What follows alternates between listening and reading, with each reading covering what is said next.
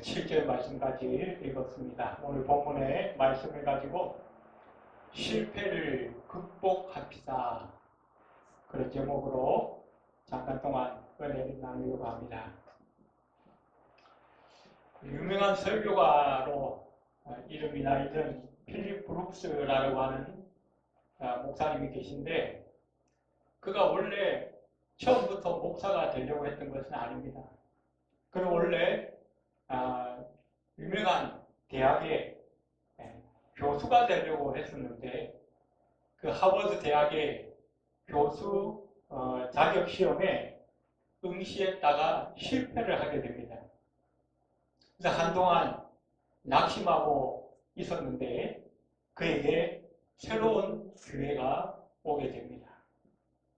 그래서 얼마 후에 그는 신학교에 입학을 하게 되고, 신학을 공부한 후에는 보스턴의 유명한 한 교회에서 설교를 하게 되었는데, 그때부터 많은 성도들이 이 목사님의 설교를 들으면서 많은 은혜를 받기 시작하게 됩니다. 그래서 그 설교를 들었던 어떤 성도는 내가 목사님의 설교를 들을 때에 하나님의 영광이 드러나는 것을 보았습니다. 그러면서 편지를 쓰기 시작합니다.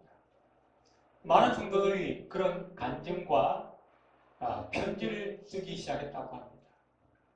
그러면서 이 필립 브룩스 목사는 실패를 경험한 후에 그의 인생에 새로운 전환점이 왔고, 또 그 삶을 통하여 하나님은 크게 영광을 받으시는 그런 삶을 살아가게 되었다는 것입니다.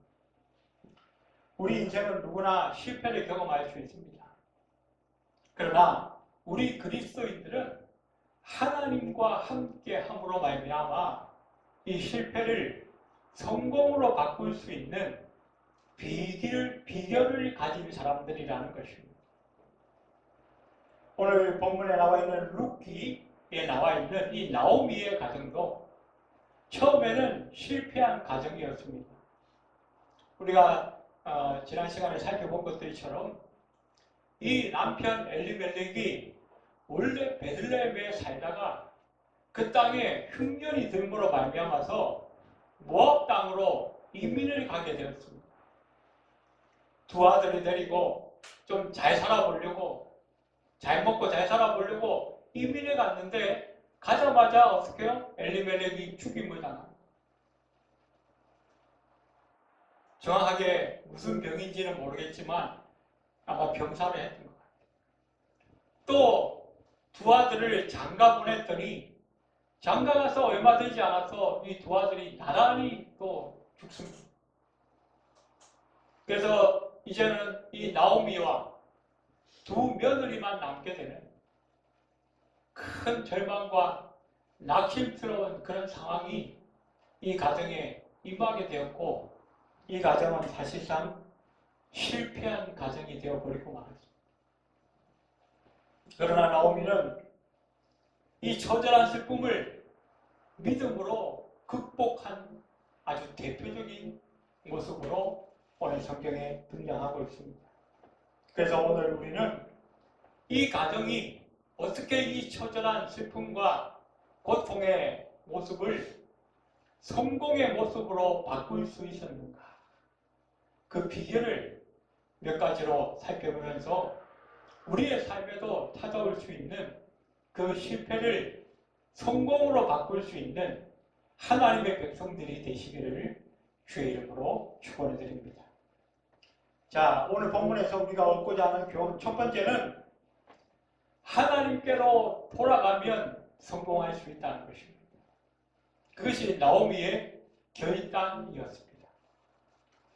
우리가 지난번에 살펴본 1장 6절에 보면 이런 말씀이 있습니다.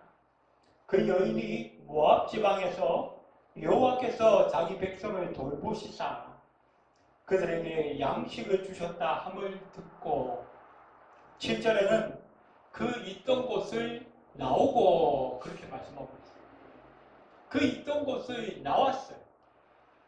그런데 나오기 전에 먼저 하나님의 소식을 들었다. 하나님의 소식을 들었다. 그 소식이 뭡니까? 베들레헴에 흉년이 들어서 많은 사람들이 처음에는 어려웠는데 결국 하나님께서 자기 백성들을 먹이시고 입히시고 살피셨다는 그 소식을 듣게 된 거예요. 그 소식을 듣자마자 나오미는 결심하게 됩니다. 결심만 했던 것이 아니라 결단하여 그 베들레헴을 향해서 이 모압 땅을 떠나기로 결단하였다는 것입니다. 엘리멜렉은 양식을 찾아서 모압으로 내려갔지만 나오미는 하나님을 향하여 믿음으로 결단하고 다시 베들레헴을 향하여 올라갔다는 것입니다. 우리가 이 누가복음 15장에 보면 잘 아는 그 아버지와 집을 나갔던 그 둘째 아들, 흔히 탕자라고 부르는데 그 탕자의 비유를 우리는 보게 됩니다. 둘째 아들이 아버지의 유산을 미리 받아서 먼 땅에 여행을 갔겠죠. 좀 흥청망청 아마 좀 재산을 빨리 탕진했던 것 같아요. 그래서 나중에는 거지가 돼가지고 돼지가 먹는 쥐염염매를 겨우 주워 먹으면서 자기의 삶이 굉장히 피폐해지기 시작합니다. 잘못하면 거기서 꼼짝없이 굶어 죽을 판입니다. 그제서야 이 둘째 아들이 어떻게 해요? 자기 아버지의 집을 떠올리게 됩니다. 내 아버지 집에는 먹을 것이 많고 하인들도 많고 거기에는 아주 풍족한데 뉘우치고 후회하는 마음이 들었습니다. 안타까운 마음이 들었습니다. 그런데 거기까지는 진정한 회개가 아니에요. 그 다음에 어떻게 했는가 하면 누가복음 15장 20절에 보니까 이에 일어나서 아버지께로 돌아가니라. 뉘우치고 후회하는 것만으로는 회개가 아니라는 거예요. 행동으로, 발걸음으로, 삶의 모습으로 나타나야 한다는 것이죠. 아버지께로 돌아가는 것, 하나님께로 돌아가는 것, 그것이 성공의 가장 유일한 그리고 가장 확실한 방법이라는 것입니다. 이사야 55장 7절에 보니까 악인은 그의 길을, 불의한 자는 그의 생각을 버리고 여호와께로 돌아오라 그렇게 말씀합니다. 그리하면 그가 긍휼히 여기시리라. 우리 하나님께로 돌아오라. 그가 너그럽게 용서하시리라. 우리가 흔히 젊은이들이 요즘 인생 역전, 인생은 한방이다. 그래서 로또를 사고 복권을 사고 막 그렇게 하지 않습니까? 그러나 성경은 우리에게 분명하게 말씀해 주고 있습니다. 인생 역전은 무엇이라고요? 하나님께로 돌아가는 것. 하나님께로 돌아가는 것이다. 성경에 우리에게 말씀하는 여러 중요한 주제들이 있지만 그 중에 우리 그리스도인들의 가장 중요한 주제 중에 하나는 회개라고 하는 주제입니다. 회개. 한자어로 보니까 뉘우칠 회, 고칠 개 이렇게. 헬라어에는 메타노에오라고 하는 단어를 썼고 히브리어는 슈브라고 하는 단어를 썼습니다. 이 단어들이 공통적으로 얘기하는 것이 있는데 뭐냐? 방향을 전환해야 한다는 것입니다. 부산으로 가던 그 방향을 바꾸어서 서울로 돌려야 된다는 것입니다. 핸들을 돌려야 된다는 것입니다. 우리의 잘못된 삶을 바꾸어서 하나님을 향하여, 말씀을 향하여, 믿음을 향하여 돌이키는 것, 그것이 진정한 회개요. 이 회개가 바로 성공의 가장 확실한 비결이라고 성경은 우리에게 말씀해 주고 있다는 것입니다. 나오미도 마찬가지였습니다. 비록 남편이 잘못한 선택을 했고 잘못함으로 말미암아서 그 가정에 큰 실패와 어려움이 왔지만 이제라도 늦지 않았어. 그것을 깨닫게 된 그 순간 하나님을 향하여, 베들레헴을 향하여 내가 올라가리라, 내가 나아가리라 결심하는 그 순간, 바로 이 나오미의 가정에는 실패를 성공으로 바꿀 수 있는 하나님의 은혜가 임하기 시작했다는 것입니다. 저와 여러분도 마찬가지입니다. 우리가 지금 실패의 자리에 있다 할지라도 낙심하거나 절망할 필요가 없어요. 그것 때문에 우리가 후회하고 그 자리에 주저앉아 있으면 그 후회는 계속 끊임없는 실패와 낙심을 우리에게 더 더하게 될 것입니다. 그러나 이제라도 내가 일어나리라, 내가 방향을 전환하리라, 내가 돌이키리라 하나님을 향하여 결단하면 하나님께서 저와 여러분에게도 역사하실 줄로 믿는 것입니다. 오늘 우리가 두 번째로 받게 되는 교훈은 어떻게 이 가정이 실패를 성공으로 바꾸었는가? 나오미와 며느리 룻이 서로 사랑하고 서로 헌신함으로 그것이 가능했다는 것입니다.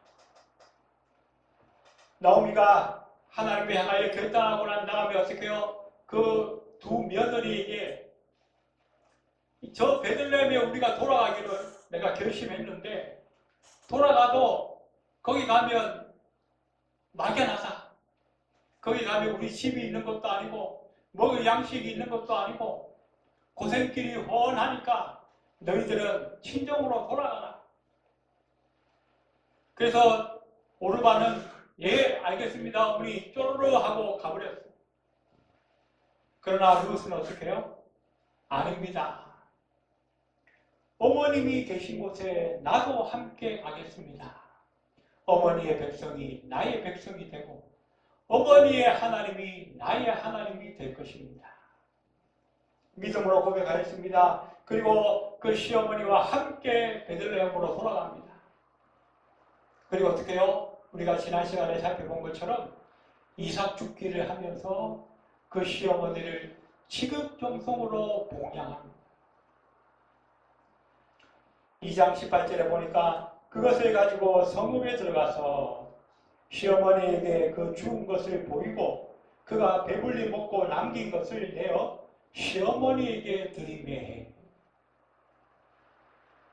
룻은 그 하나밖에 없는 시어머니. 어떻게 보면 이 룻은 결혼을 잘못해가지고 완전히 신세 망친 것과 마찬가지예요. 남편이 죽었어요. 오로지 시어머니 하나만 남았어요. 얼마든지 자기 친정으로 돌아가서 새로운 삶을 살아갈 수 있는 그런 기회가 주어졌음에도 불구하고 그것을 포기하고 우리 어머니가 믿는 그 하나님을 나도 함께 숨기리라. 그것이 힘들고 고생스러운 시간이라 할지라도 내가 그것을 감당하리라. 그러면서 어떻게 해요? 그 어머니가 얼마든지 원망할 수도 있고 불평할 수도 있는데 그러지 않았어요. 그리고 그 시어머니를 지극정성으로 섬기고 봉양합니다. 또 그 시어머니 나오미도 마찬가지입니다. 3장 1절에 보니까 룻의 시어머니 나오미가 그에게 이르되 내 딸아 내가 너를 위하여 안식할 곳을 구하여 너를 복되게 하여야 하지 않겠느냐. 우리가 지난 시간에 살펴봤죠. 나오미는 어떻게 해요? 그 며느리가 이제라도 새로운 가정을 이루어서 행복하게 살았으면 좋겠다는 그런 소원을 갖게 돼요. 그리고 하나님 앞에 기도하면서 그 소원이 이루어지기를 진행하고 있어요. 우리가 지난 시간에 살펴본 것처럼 이 룻이 어떻게 해요? 이 나오미가 가장 외롭고 힘들고 어려운 시간에 같이 함께 해주는 유일한 가족입니다. 그리고 룻이 지금 이삭 죽기를 해서 시어머니까지 먹여 살리고 있지 않습니까? 그런데 이 룻이 떠나가면 어떻게 해요? 자기의 먹고 살 일이 막막한 거예요. 그런데도 불구하고 나오미는 그런 것을 생각하지 않고 오직 한 가지, 이 며느리 룻이 새로운 삶을 찾아서 행복하게 살았으면 좋겠다. 이 이 며느리는 시어머니를 직업정성으로 복양하고, 이 나오미는 어떻게 해요? 그 며느리 룻을 직업정성으로 사랑하고, 서로 사랑하고 서로 헌신하고 지켜줌으로 말미암아서 이 가정에 임한 그 실패와 낙심과 절망의 시간을 성공의 가정으로 바꾸어낼 수 있었다고 성경은 우리에게 말씀해 주고 있다는 것입니다. 우리가 잘 아는 잠언 17장 2절에 보니까 마른 떡 한 조각만 있고도 화목하는 것이 제육이 집에 가득하고도 다투는 것보다 나으니라 라고 말씀합니다. 좀 집안의 형편이 어렵고 먹고 살기가 빠듯하다 할지라도 서로 사랑하고 서로 아껴주고 서로 화목하는 가정이라면 떵떵거리면서 하루 세끼 칼질하면서 사는, 그러면서도 서로 불평하고 원망하는 그런 가정보다 훨씬 낫다는 것입니다. 우리가 이 세상을 살아가면서 힘들고 어려운 일에 당할 때도 우리는 서로 불평하거나 원망하지 말고 하나님께서 주시는 은혜로 말미암아서 우리가 서로 보듬어주고 위로해주고 격려해주고 서로 손을 잡아주면서 힘이 되어주는 가정이 되어질 수 있다고 한다면 어떠한 실패도 성공으로 바꿀 수 있다고 하는 사실을 성경은 우리에게 말씀해 주고 있는 것입니다. 세 번째로 이 가정이 어떻게 실패해서 성공의 가정이 될 수 있었는가? 세 번째는 보아스라고 하는 사람의 배려와 희생이 있었기 때문이라는 것입니다. 우리가 지난 2장에서 보아스가 이 나오미와 룻을 어떻게 배려했는가를 살펴보았습니다. 2장 14절에는 룻이 배불리 먹고 남을 정도로 배려해 주었다 그랬습니다. 또 15절과 16절에 보니까 곡식단 사이에서 죽게 하고 책망하지 못하게 했으며 조금씩 뽑아버려서 꾸준히 주울 수 있도록 배려해 주었다는 것입니다. 18절과 19절에는 룻이 시어머니를 잘 동양할 수 있도록 충분히 배려해 주었다고 말씀합니다. 또 20절과 22절에는 나오미에게 그 기업물의 자에 대한, 그리고 그 대가 끊이지 않을 수 있다고 하는 소망을 주는 배려가 있었다라고 말씀하고 있습니다. 그래서 이제 이 룻기 3장에 보면 이 보아스와 룻이 서로의 사정을 서로 이야기하고 또 서로 상황을 확인한 다음에 이제 결혼을 약속하게 됩니다. 준비하게 됩니다. 그런데 오늘 본문에, 우리가 읽었던 본문에 보면 이 구약 성경의 중요한 주제 중에 하나인 기업물의 자, 히브리어로 고엘이라고 하는 이 제도가 있었는데, 이 제도에 대해서 오늘 본문은 말씀을 하고 있습니다. 자, 한 가정에 남편이 아들이 결혼을 해서 한 가정을 이루었는데, 남편이 자식을 낳지 못하고 죽게 되면 그 가정은 어떻게 해요? 이제 후대를 보지 못하고 멸망하지 되지 않겠습니까? 그래서 그 가문이 대를 보지 못하고 없어지는 것을 막게 하시려고 하나님께서는 그 친족 중에 누군가가 대신 그 대를 이어줄 수 있도록 그렇게 했어요. 그것을 기업물의 자다, 고엘이다, 그렇게 성경에 기록을 하고 있습니다. 그런데 이 보아스는 그 기업물의 자의 1순위가 아니고 두 번째 순서의 사람이었던 것입니다. 그래서 오늘 본문에 보면 그 첫 번째 순서에 해당하는 1순위에 해당하는 사람을 이 보아스가 불렀어요.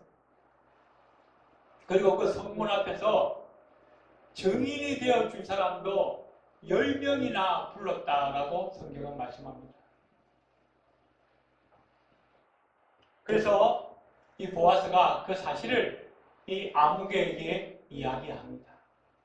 당신이 이 엘리멜렉의 기업을 물을 자, 그러니 당신이 이 땅을 물으시든지 아니면 내가 이순이니까 당신이 하지 않겠다고 하면 내가 하겠습니다.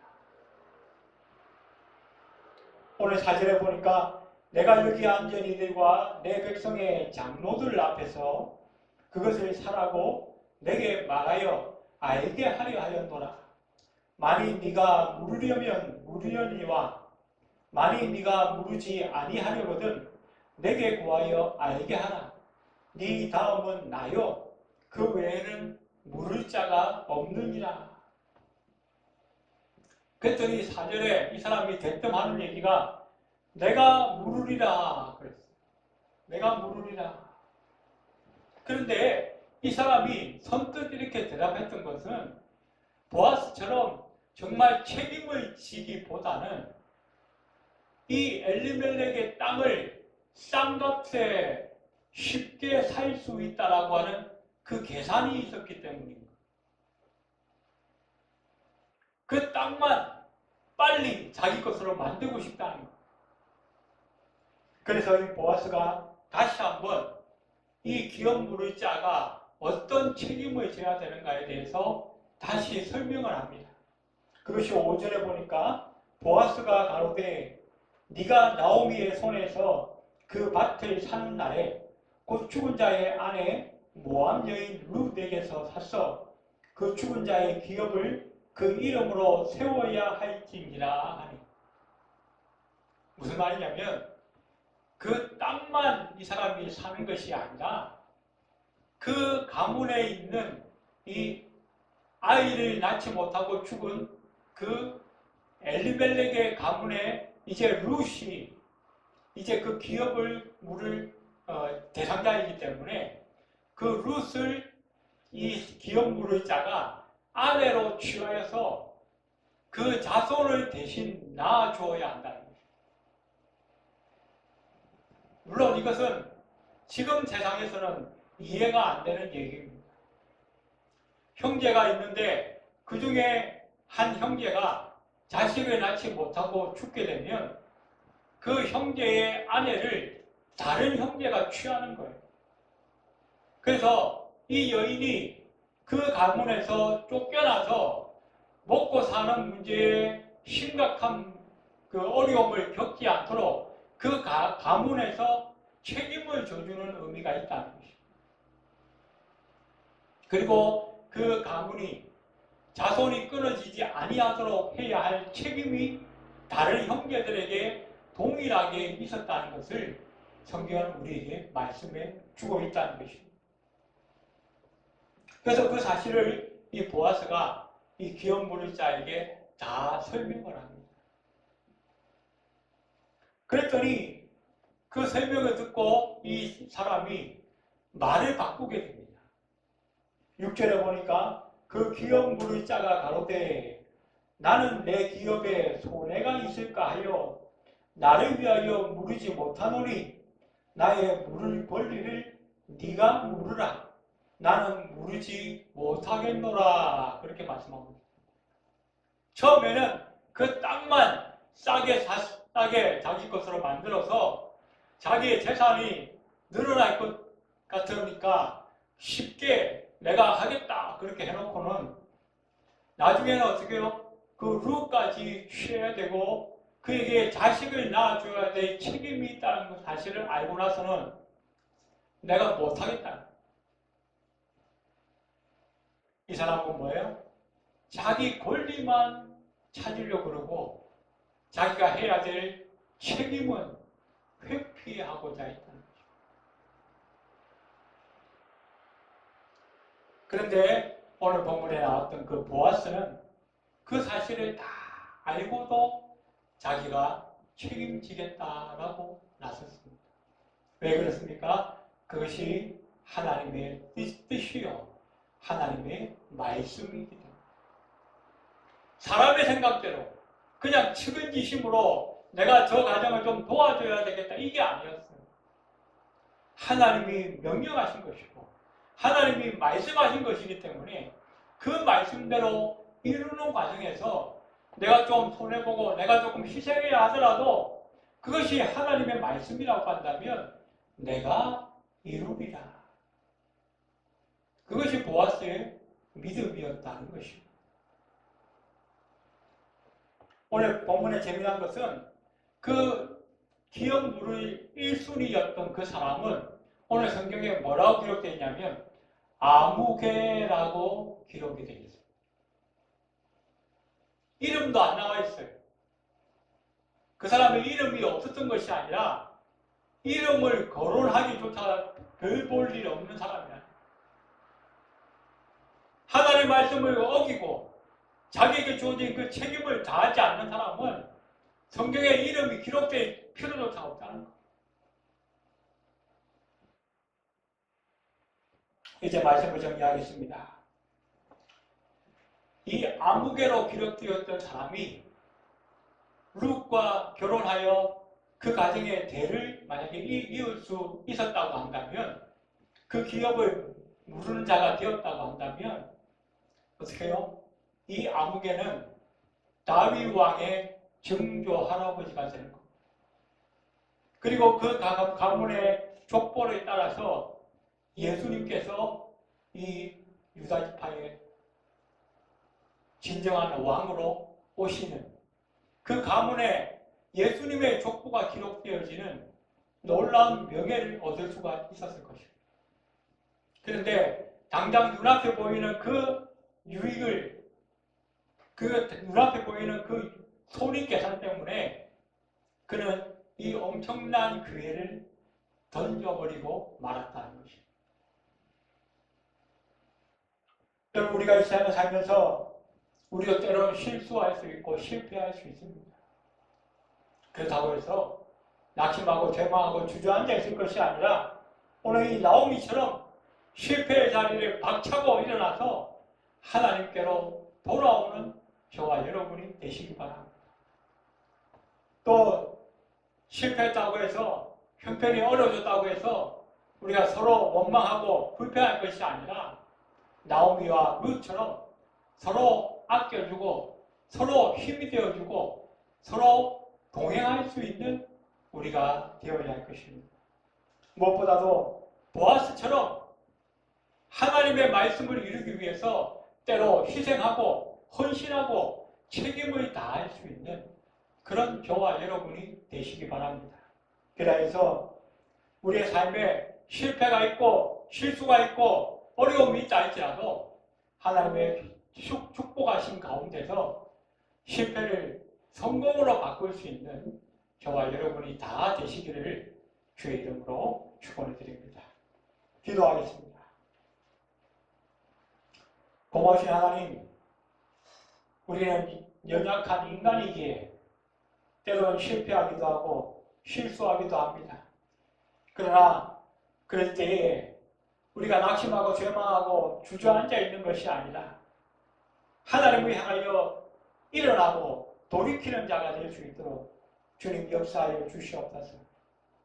힘들고 어려운 일이 있을 때에도 서로 불평하거나 원망하는 것이 아니라 서로 힘이 되어주고 위로하고 서로 돌아봐 줄 수 있는 그런 삶이 되게 하시고 무엇보다 하나님의 말씀을 이루기 위하여 때로는 희생하고 헌신할 수 있는 믿음의 사람들이 될 수 있도록 주님 축복하여 주시옵소서.